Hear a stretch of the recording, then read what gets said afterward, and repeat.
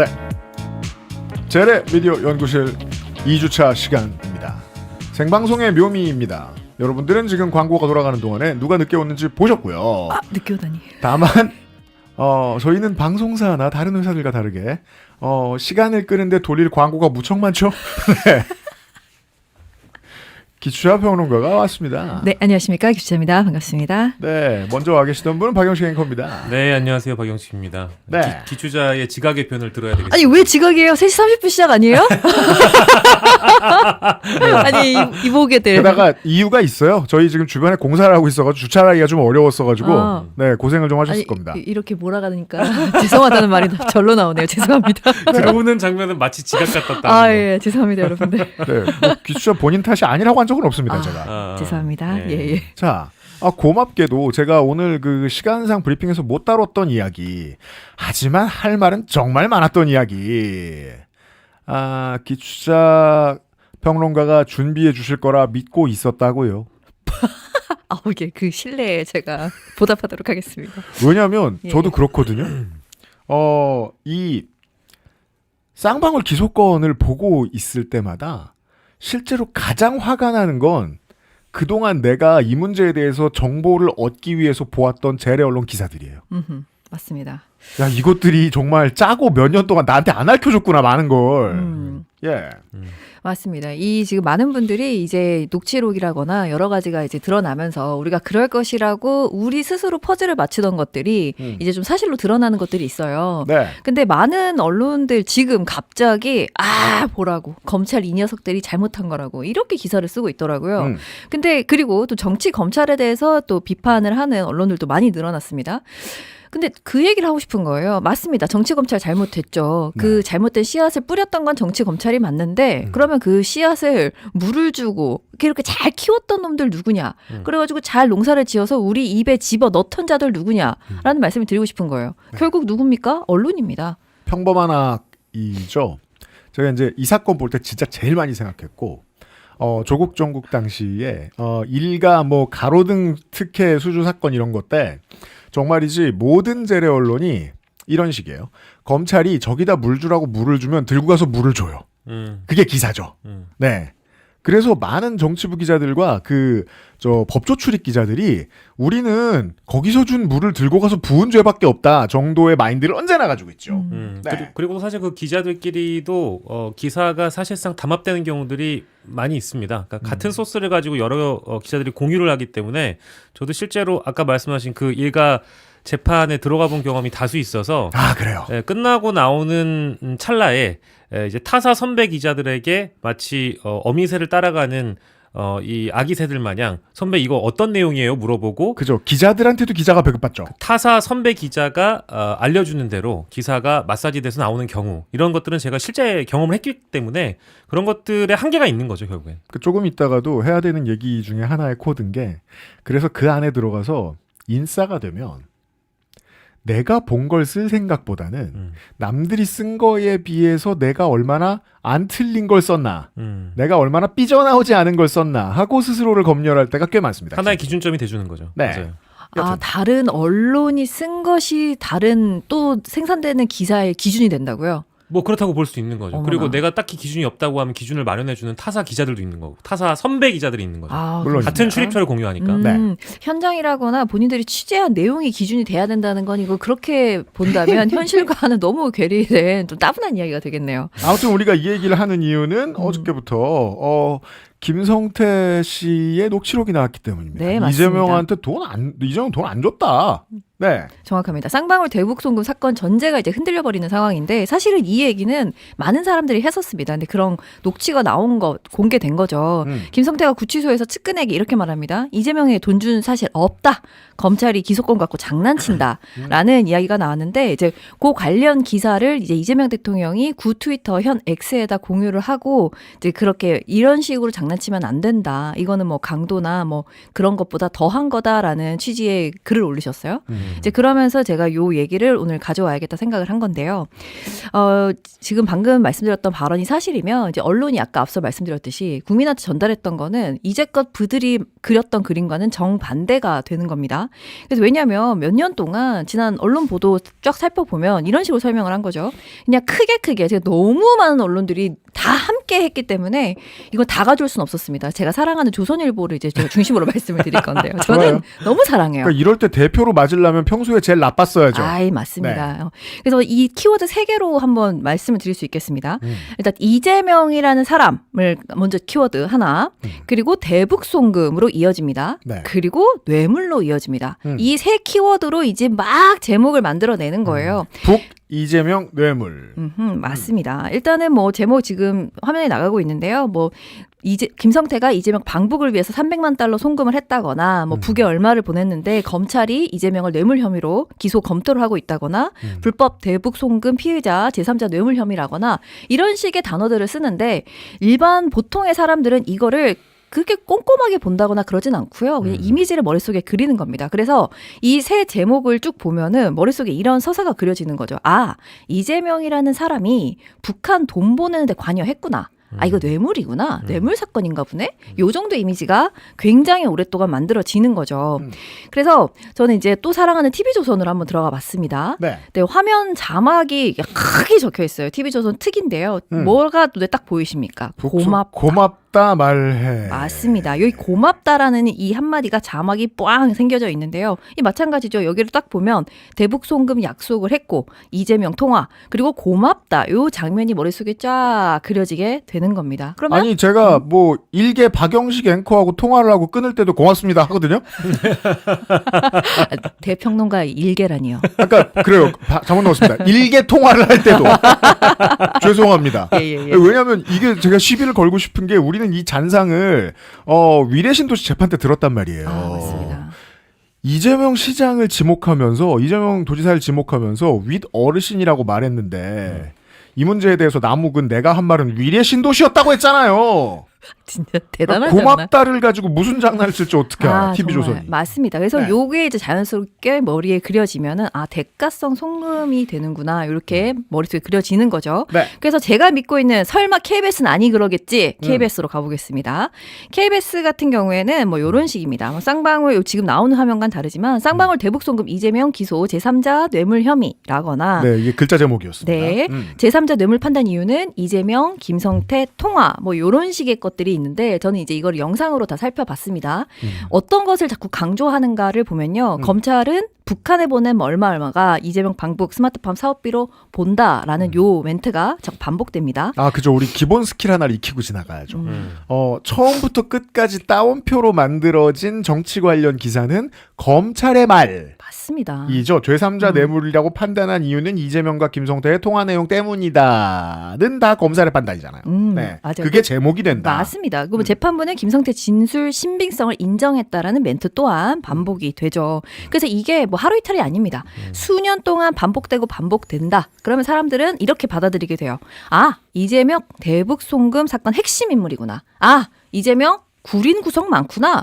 근데도 잘도 숨기는. 그럼 털어서 안 나오면 죄가 없다로 이어지는 게 아니라 아, 저 봐. 참 잘 숨기네. 철두철미한 범죄자네. 이런 식이 되는 겁니다.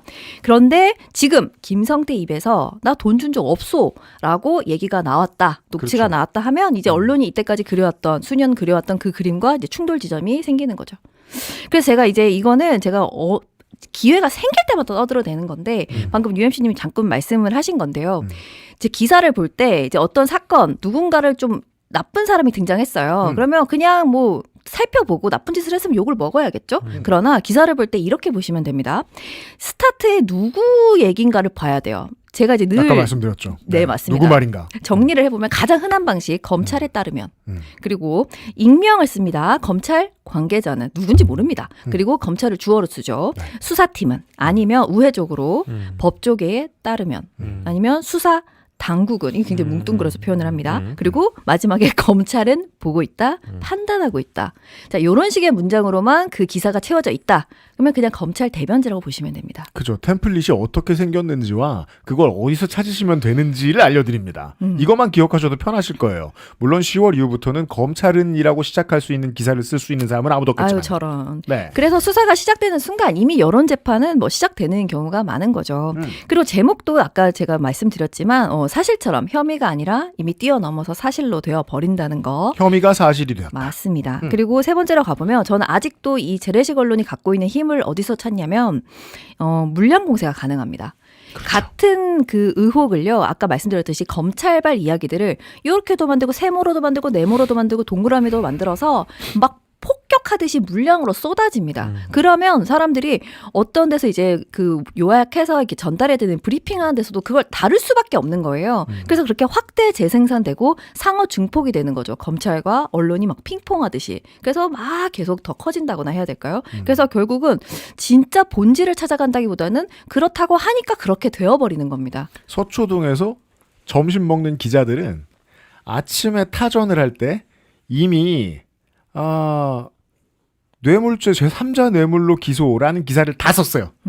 모두가 그 기사를 쓰고 밥을 먹고 있다고요. 예. 선배 근데 그건 아니지 않아를 얼마나 자주 할까? 일상생활 속에서 아침 할 일 다 했는데 그렇죠. 그렇게 돌아가죠. 네. 어느 정도의 또 스킬이 있냐면요. 이건 동아일보 거를 한번 가져와 봤는데, 그러니까 공소 기각이 됐다는 기사를 쓰면서도 공소 사실을 그대로 적시하기도 합니다. 그러니까 한 번 더 가져오는 거예요. 기각됐는데 예, 맞습니다. 뇌물부터 보여요. 맞습니다. 네. 그래서 그 표현을 그대로 가령 공소 사실 서술에 있던 그 내용을 그대로 쓰면서 이중 기소로 날아갔음에도 불구하고 문장만 보면 프레임이 다시 한 번 더 강화가 되는 거죠. 그렇죠. 이런 장난질도 가능하다는 겁니다. 그래서 제가 다시 이 기회가 있을 때 또 말씀을 드리고 싶은 거죠. 그러니까요. 교훈을 남겨주세요. 정치 검찰 잘못된 거 맞습니다만 정치 검찰이 사건을 만들었다면 그 사건을 국민에게 전달한 건 사실처럼 전달한 언론의 책임은 어떻게 묻나요? 그러니까 저는 이제 이런 말씀을 드리고 싶은 게 언론이 제목이나 뭐 내용이나 그 각종 스킬대로 사건을 확대 재생산하는 게 맞지 않습니까? 근데 지금 돌아보면 지금 검찰은 어떻게든 막 찌그락빠그락 하면서 지금 대수술 들어갔습니다. 어떻게든 그렇잖아요. 근데 저는 이제 그런 말씀을 드리고 싶어요. 이게 참 제가 오늘 정리를 하면서 정리가 조금 슬프게 끝났는데요. 뭔데요? 슬프게?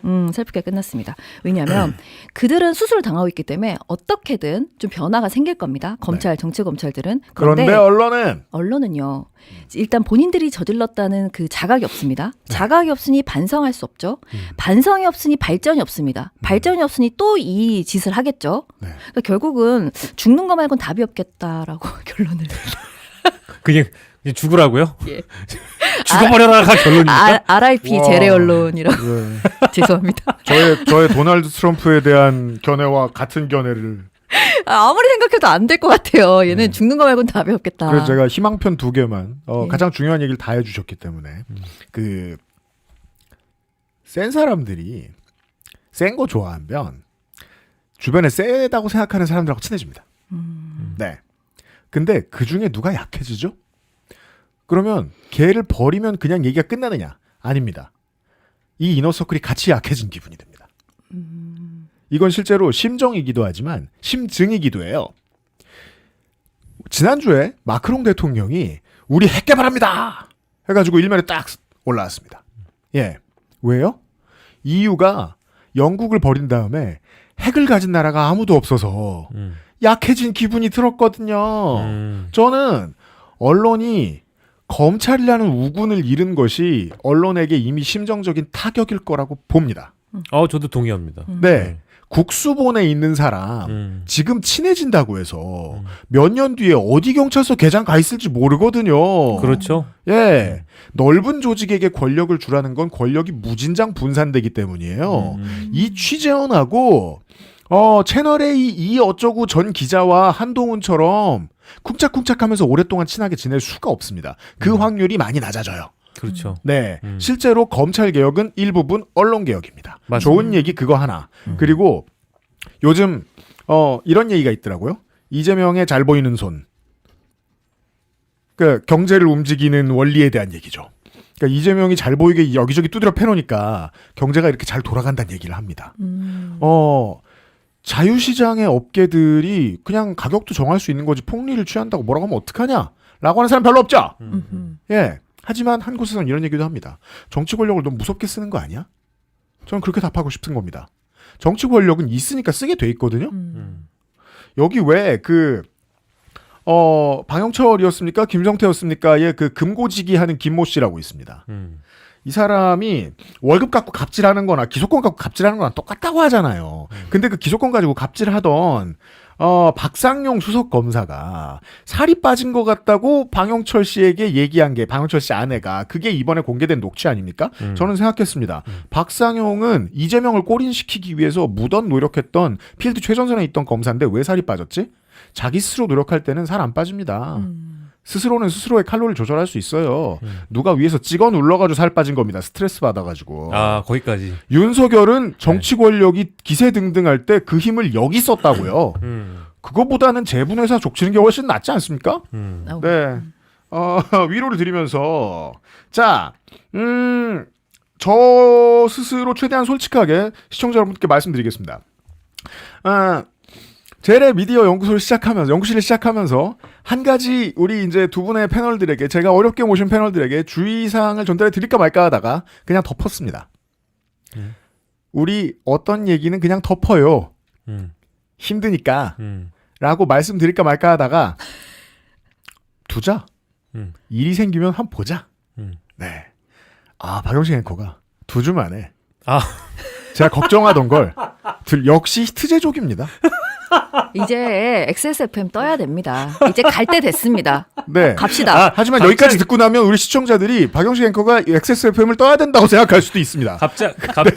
갑자기 주제 전환을 이렇게 스무스하게 해주시다니. 명 MC라잖아요. 지난주 방송을 보세요. 야, 이렇게 네 줄을 까실 줄 몰랐어요. 아니, 저는 그래서 아까 이제 우리 그 MC님 말씀에 덧붙이자면은 그 앞으로 이제 올해 10월 뒤에는 검찰 출입처 뭐 대개편이 아마 일어날 수도 있는 거 아니겠어요? 그러다 보면 이제 기자들의 권력도 분산이 될 거고 아마 상당 부분 이제 앞에서 기추차 씨가 우려했던 부분들이 덜어질 수는 있으나 네. 아마 그게 쉽지는 않을 거예요. 거기 내부에 있는 인물들이 여전히 그 권력의 맛을 한번 봤던 사람들이 여전히 남아있는 사람들이기 때문에 힘은 스스로를 낮추려 들지 않습니다. 그렇죠. 이제 그 대목을 말씀드리고 싶었고요. 네. 그리고 뉴미디어 얘기입니다. 자, 이게 제레 미디어 연구실이어가지고 저는 이제 미디어 중에 이제 뉴 미디어도 중요하고요. 우리가 이제 뉴 미디어 종사자로서 이제 제레 미디어를 또 비판하기 위해선 또 우리 스스로 한번 돌아볼 줄도 알아야 된다라는 차원에서 결국 이 주제를 들고 왔습니다. 네, 지금부터 10분 동안 네. 제가 무슨 추임새를 넣어도 박영식 앵커 네. 무시하십시오. 그래야 왜요? 진행이 원활할 것으로 보입니다. 아, 네, 알겠습니다. 네. 렛츠고. 근데 이제 그 KTV가 이제 때 아닌 논란의 중심에 서버렸어요. 근데 네. 이제 이거를 저는 때가 맞다고 생각합니다. 네, 이런 걸 무시하세요. 네. 뉴 미디어적 관점에서 저는 이제 바라보고 있는데 왜냐하면은 이 어떠한 의혹 제기든 그리고 그 의혹 제기를 하는 방식이나 수단, 과정, 절차 이런 것들이 저는 좀 합리적으로 제기가 됐으면 좋겠다라는 관점을 갖고 있는 아직 낡은 그 티를 못 벗어 던진 올드 미디어 종사자의 때가 남아있는 사람입니다. 이제 그러다 보니까 어떠한 논란이 뉴미디어에서 벌어지면은 이게 도대체 어떤 근거를 가지고 제시를 하는 것인가 이런 걸 많이 들여다보거든요.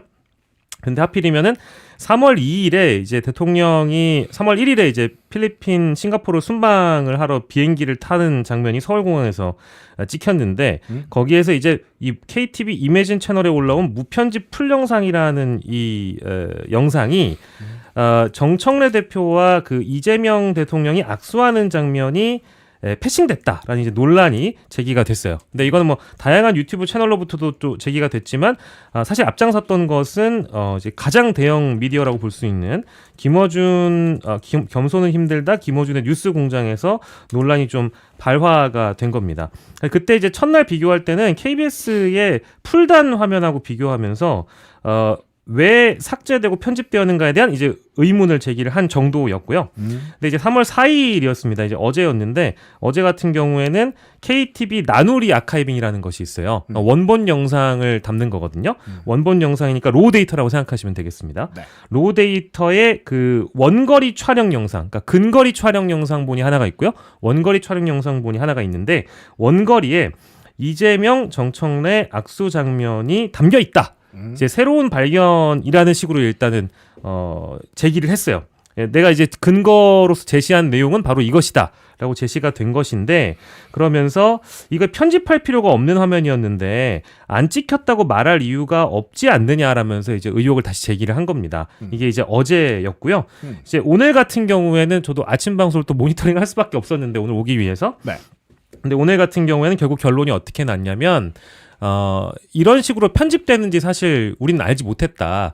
근데 알고 보니 특정 그 이재명 대통령 팬클럽 사이트 쪽에서 자꾸 이런 정청래 대표가 마치 패싱 당한 것처럼 보이는 영상을 가지고 갈라치기를 하는 것 같다. 라는 이 의혹을 제기하기 위해서 내가 이 주제를 언급한 것이다라고 무려 3번이나 이제 김원준 씨가 의혹을 제기를 하게 된 거죠. 네. 여기까지가 이제 사실관계고요. 그리고 KTV는 대응을 합니다. 예, KTV가 이제 대응을 한 내용을 보면 KTV가 3월 2일자 처음에 의혹이 제기됐을 때 사실 오늘은 뭐 최민희 과방위원장 얘기는 안 해도 될 것 같아요. 왜냐하면 이건 정치인의 행보에 대한 얘기니까요. 근데 이제 화요일에 제가 했어요. 예. 과방위 원장께서 이제 이 사실 조사를 하겠다라는 얘기를 하고 나니까 KTV 쪽에서 어쨌든 문건을 만들어서 대응을 했어요.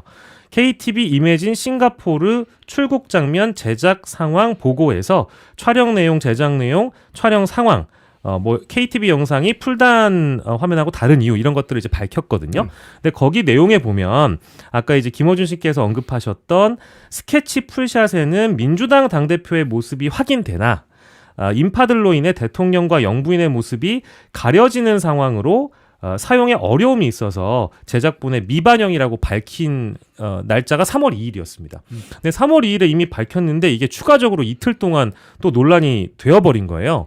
그렇다라고 한다면은 결국에는 누가 어떤 관점에서 이 사안을 어떻게 좀 틀어서 보려고 하는 것이냐, 혹은 이것은 그냥 합리적인 의혹 제기라고 볼 수 있는 것이냐, 이렇게 양측의 의견이 뭐 나눈다라고 제가 일단 이렇게 말씀드려야 될 것 같고요. 맞습니다. 예, 미디어를 다루는 관점에서 그럼 저는 이제 어쨌든 우리가 미디어 연구소니까 KTV 이미지는 일단 대통령 홍보를 위한 계정이고 문체부 산하 한국정책방송원에서 제작이 되고 있습니다. 근데 이번 논란에서는 대통령이 얼마나 더 홍보가 잘 되었는가에 대한 부분보다는 여당 대표가 지금 이 논쟁의 주인공이죠. 그렇죠. 여당 대표가 왜 삭제가 되었는가, 어떤 배경이 있는가, 그리고 혹시나 이 윗선을 타고 올라가면 뭐 내지는 김민석 총리가 이거를 지시한 거 아니냐, 이제 이런 논란까지 지금 온라인상에선 벌어지고 있어서 제가 이 주제를 말씀드리는 이유 중에 하나는 앞서서 우리 기추자 평론가와 우리 프로그램에서 다루고 있는 아주 중요한 내용들, 예를 들면 검찰의 조작 수사, 조작 기소, 그리고 반대편에서는 전쟁이 벌어지고 있고 아이들이 죽어가고 있으며 조희대 사법부는 내란 진압을 막고 있고 사법개혁 3법은 통과돼서 이들과 갈등을 벌이고 있는 상황에서 뉴미디어를 소비하시는 분들이 어떤 방송을 가더라도 여기는 왜 KTV 주제를 다루지 않나요?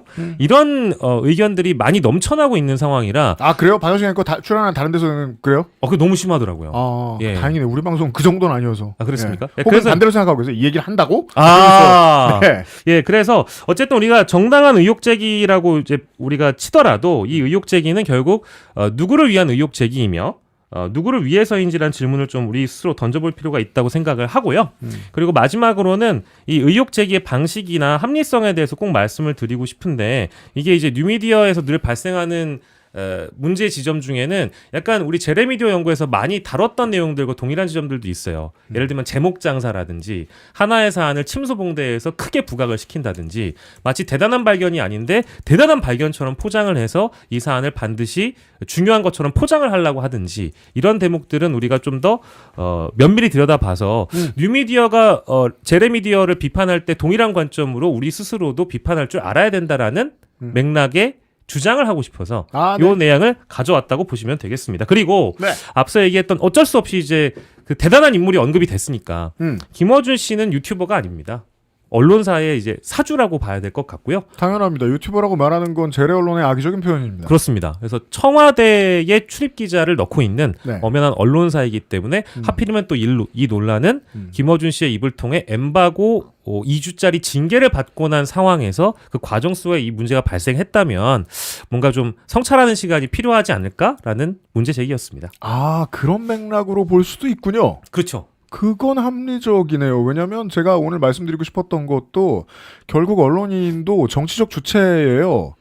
스피커로서의 권력을 휘두르니까 본인의 정치적인 아무런 의지와 아젠다도 없이 말을 떠들면 그냥 아무 영혼 없는 이야기를 하게 될 테니까 모든 언론인은 정치적 주체인데 정치적 주체로서 얼마 전에 자기에게 일정한 징계를 내린 어떤 곳에 대해서 이야기를 할 땐 좀 조심해야 된다. 네. 이건 합리적이네요.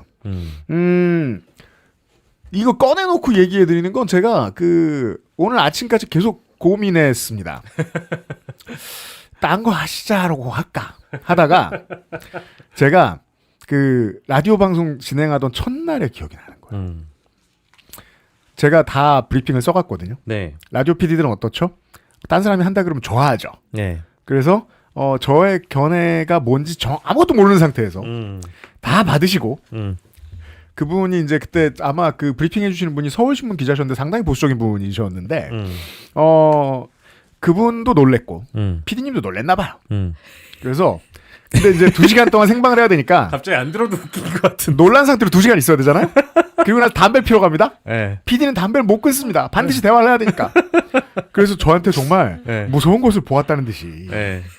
아 원래 평소에는 어떤 견해를 가지시고 네. 그래서 너무 놀라신 것 같아서 예. 체온이 너무 낮으신 것 같아서 그냥 네. 빨리 이해를 시키자. 네. 전 평생 노빠입니다. 그런 줄 아세요. 예. 그런 줄 아세요라고는 안 했습니다만. 네. 그래서 우리가 이런 얘기를 좀 터놓고 하는 게 낫겠다. 왜냐하면 우리 방송은 뭐 이런 인선에 대한 얘기들을 가끔 해주시는 분들이 있고 해서 저는 그랬거든요. 시계를 너무 뒤로 돌리면 좀 그러니까 2024년 12월 4일 때 얘기부터 해보죠. 12월 3일 때부터 얘기. 저한테는 그런 바이브가 있었어요. 저는 경찰이 무서워요. 왜냐면 저도 무서운데. 25년 전에 백골단 비슷한 사람들도 이제 집회 일선에서 본 적이 있고, 그땐 정말 모두가 남는 시간에 내무반에 앉아가지고 방패 끝에 가는 일밖에 안 했거든요, 전경들이. 그 날카로운 반짝거리는 방패 앞에 쇠파이프를 들고 서본 경험이 있습니다. 저는 그게 얼마나 무서운 일인지 알아요. 그래서 너무 무서워요. 그리고 전 군인도 무서워요. 왜냐면 우리 부대 옆에 707이 있었거든요. 그 사람들이 얼마나 무서운 사람들인 줄 알아요. 저기 서 있는 나무 토막은 뭐예요? 칼 던지는 곳? 알아요. 네. 예. 근데 거기에서 제가 한 며칠 뒤에 발견했을 거예요. 박영식 앵커랑 신인규 변호사가 맨 앞줄에 기자들이 불 켜놓은 데 가가지고 경찰들한테 성질 내는 걸 보고 그러니까 감동을 하면서 그런 바이브를 느꼈거든요. 나랑 경험이 다르고 쌓여있는 머릿속의 아카이브와 마음에 쌓여있는 감정이 다를 텐데 저렇게 용감하구나. 그때 생각했던 바이브는 이런 거예요. 나중에 잃더라도 사람들을 최대한 덜 잃어야겠다.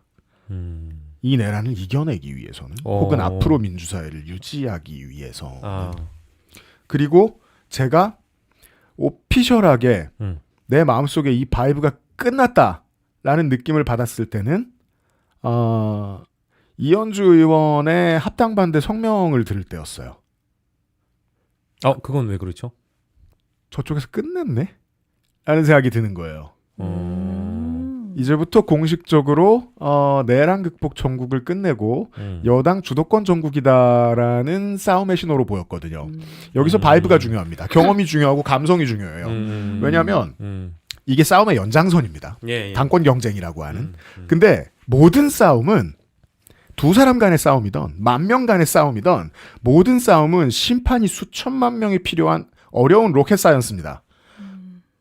왜냐하면 그 모든 심판들마다 잣대가 달라요. 게다가 이건 정치고 정치라는 잣대 안에는 자신의 다양한 경험이 녹아 있습니다. 이건 꼭 정치적이고 숭고한 것들 뿐만 아닙니다. 그냥 말투가 싫든지 못생긴 사람이 싫든지 오만 감성적인 것들까지 다 들어가 있습니다. 네네. 저도 그 심판 중에 하나라면 심판으로서는 그랬습니다. 심판이 하는 일은 뭐죠? 누가 먼저 잘못했나를 보는. 그렇죠. 선빵을 누가 때렸냐 이제 그거죠. 그 부분이죠. 근데 그게 어렵죠. 어렵죠. 먼저 발건 건 너야. 그렇죠. 그건 내 본의가 아니야. 하지만 본의일 수도 있고 여기서부터는 감정이 들어가야 됩니다. 네. 때에 따라서는 네 표정이 나를 먼저 째려봤잖아. 여기서 시작하는 경우도 있어요. 네. 그리고 화요일에 제가 들었던 말씀입니다. 많은 민주당 지지자들이 이 게임을 많이 해봤다. 아, 근데 이 게임을 많이 해봤다는 말은 여유 있다는 뜻도 있지만 무섭다는 뜻도 있습니다. 이 게임 할 때마다 죽을 뻔했다. 그렇죠. 왜냐하면 사람들의 경험이 다 다르고 해석이 다 달라서 많은 사람들이 선빵을 누가 날렸느냐를 가지고 앞으로 한동안 싸울 것이다.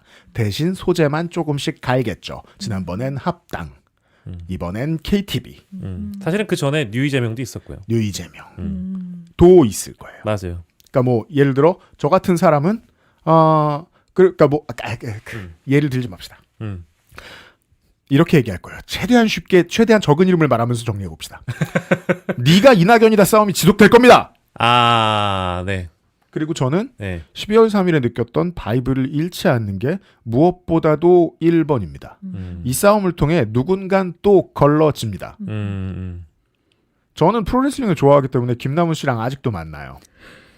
만나면 진짜요? 사적으로요? 친하지는 않아요. 아, 근데 네. 지난번에 프로레슬링 방송할 때 이제 패널로 나가고 아, 제가 네네. 그 정말 많은 걸 떠들 수 있는 히스토리언이기 때문에 예. 근데 이제는 아쉽죠. 우리는 정치 대화를 더 이상 할 수 없다는 걸 압니다. 아, 예전과 다르게. 그래서 사실은 만나도 잃어버린 사람이에요. 근데 잃어버린 사람은 잃어버리게 돼 있습니다. 어떤 사람은 이낙연이 돼야 돼요. 어떤 사람은 전병헌이 돼야 돼요. 어떤 사람들은 사라질 거예요. 어떤 사람들은 정치 신세계가 돼야 돼요. 하지만 지금 제 목표 중에 하나는 최대한 덜 사라졌으면 좋겠다입니다. 그건 어렵죠. 왜냐하면 그때 이낙연 당대표 시절에 만들어 놓았던 문재인 대통령이 만들어 놓았던 여당과 정부보다 지금 더 힘이 세거든요. 더 큰 힘은 더 큰 싸움을 부릅니다. 우리는 또 갈라질 텐데 제 목표는 덜 헤어졌으면 좋겠다. 아 근데 이 주제를 너무 잘 갖고 왔는데 이걸 얘기를 듣다 보니까 지금 너무 빠져들어가지고. 그러니까 이거는 우리 시청자 여러분들에게 아까도 제가 얘기했잖아요. 우리 시청자들은 홀 그 얘기한다고 이런 사람들이잖아요. 우리 시청자 여러분께 제가 PD로서 드리고 싶은 이야기를 해줄 수 있게 되기도 했어요. 네. 이런 고정 게스트들이 나오는데 생방송이 이전 그것을 알기 싫다 달라진 건 뭔가요? 네. 저는 가급적 최대한 많은 사람들이 가급적 최대한 다양한 이야기를 하는 걸 보여드리고 싶었어요. 그러다가 또 헤어지고 얼굴 붉힐지라도 그런 일을 최대한 적게 하자. 우리 뉴미디어 얘기하는 거니까 그런 뒷이야기도 얘기해 볼까요? 실제로는 저 사람은 저쪽 편이야, 저 사람은 저쪽 편이야 얘기하는 많은 사람들이 뒤에선 다 친해요. 꽤 친해요. 맞아, 그것도 있어. 술 먹으면 잘 지내요. 예, 너 요새 그거 가지고 욕먹는다며 괜찮아? 너는 그거 말고 다른 장점이 많아. 라면서 얘기해 줍니다. 실제로는 우리가 곧 국회예요. 우리의 권력은 작을지라도. 예. 우리는 그러니까 누가 봐주신다면 우리는 누가 봐주시는 만큼의 정치 권력을 가지고 있거든요. 그래서 좀 더 정중동을 잘 지켜야겠다. 그러니까 뉴미디어가 반성해야 될 것에 대해서 박영식 앵커가 정리해 주셨는데 뉴미디어가 반성해야 할 것은 제레미디어가 반성해야 할 것들을 기본 옵션으로 들고 거기서 추가됩니다. 맞습니다. 네. 왜냐하면 우리는 데스크도 없고 그래서 더 어려워요. 헌장도 없고 맞습니다. 죄다 탕류들이거든요. 어디 출신인지도 몰라요. 우리가 출신 물어보나요 서로? 맞아요. 예. 정글 자영업자들이잖아요. 우리는 더 막 굴 거예요. 원칙만 말씀드렸습니다. 우리는 와. 권력이 있고 예. 유피디님은 저보다 그릇이 큰 게 그래도 만나서 대화를 나누잖아요. 저는 김남훈 씨 차단했습니다. 죄송합니다. 아 왜 갑자기 여기서 저도 아까 특정 많이 인물 이름을 이렇게 거론하시면 어떡해요? 죄송해요. 저도 페북에선 차단했어요. 근데 한국 레슬링을 보면 김남훈 씨가 나오거든요. 나 보면 반가워요. 그러니까. 아프시다더니 잘하시네. 진짜. 아니 근데 그 우리 네. 저기 XSFM 들으시는 우리 시청자 여러분들은 굉장히 현명하신 분들이기 때문에 이 뉴미디어에 대한 이야기, KTV 논란으로 드라이하기 시작했지만 이 이야기의 종결점은 앵커님의 최대한 많은 사람들과 함께하고 싶다. 사람을 잃고 싶지 않다라는 부분 그리고 그 바이브에 대한 부분까지 왜 갔는지를 아마 이해하실 거예요. 그래서 저도 사실은 이거 내용 준비한 게 한 서너 장 돼가지고 다 소개해드릴 수 있는데 이걸 소개를 하다 보면 이게 미디어적 관점에서 이번 논란을 바라보는 것과는 다르게 다른 방식으로 이 유튜브 업계에서는 오해될 수가 있어요. 그러니까 네. 내가 미디어적 관점만 얘기한다고 해가지고 사람들이 저를 그렇게 바라보는 것도 아니고 얘는 무슨 꿍꿍이가 있을 거야. 얘는 누구 편일 거야. 아까 얘기했듯이 얘는 누구 편일 거야. 얘는 어느 사이드에서 활동하는 애일 거야. 얘는 심지어 국회 누구와 가까울 거야. 이런 식으로 이제 상상의 나래를 또 펴기 때문에 이게 미디어적 관점에서만 얘기를 다뤄도 이 주제가 어느 순간 편가르기가 되거나 뭐 이제 제가 제일 싫어하는 단어 갈라치기로 받아들이는 분들이 꽤 많이 있기 때문에 그래서 오늘은 도망가지 않는 연습을 저 스스로도 좀 해보고 싶었어요. 아 근데 너무 견해가 꽤 다른데 예. 그렇다 치자. 뭐 그러세요. 예. 정도의 태도는 어떻게 유지하고 우리가 말을 하는 콘텐츠를 남기지를 직접 한번 연습해보고 싶었어요. 근데 이건 연습이 아니라 실전인데 너무 잘 매듭지어 주시는 것 같은데. 아니요, 저 금방 실수할 수 있어요. 막 온 세상을 저주할 수 있어요. 아 거기 참석하겠습니다. 오늘 조국혁신당 의원님과 시당위원장이 나옵니다. 오늘 혁신당이 나오는군요. 네, 같이 신나는 칼춤을 출 수 있어요. 하지만 서걱서걱. 하지만 네. 심지어 마지막으로 이 말씀을 드리겠습니다. 네. 옛날에 팟캐스트나 지금의 유튜브나 잘 나가는 채널에 모여있는 많은 사람들 지들끼리 싸웁니다. 그럼 저는 제일 오래된 사람 중에 하나잖아요. 저한테 가끔씩 조언을 묻습니다. 저는 늘 똑같이 얘기해줍니다. 뭐라고 얘기하십니까? 싫은 거 안다. 최대한 늦게 헤어져라. 저도 사실 동일한 마음이에요. 예. 예. 그러니까 원수가 되기 전까지 덕은 쌓아라. 네. 저한테 1년의 여당 내의 최근의 알력은 그 정도만 남길 정도로 아직 데미지는 크지 않습니다.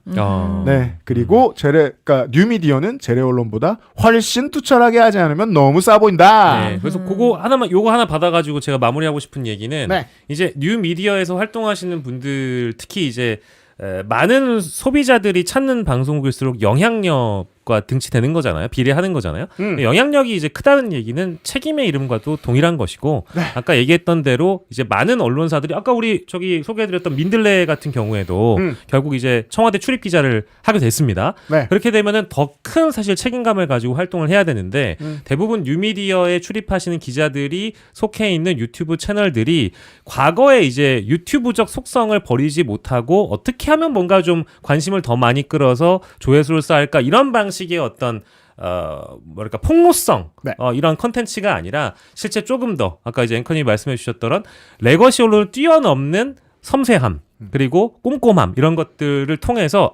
역시 이재명 시대의 뉴미디어를 더 성장시키기 위해서 이런 제도적인 접근들을 더 확장을 시켜놨는데 이 사람들 잘하네 라고 해서 다음 정부가 되든 어느 정부가 돼도 이제 어느 누구도 뉴미디어를 무시할 수 없는 세상이 열려야만 우리가 이제 재래미디어 연구소를 더 이상 안 하게 되지 않겠습니까? 네. 그런 차원의 문제제기라고 생각해 주시면 좋을 것 같아요. 좋습니다.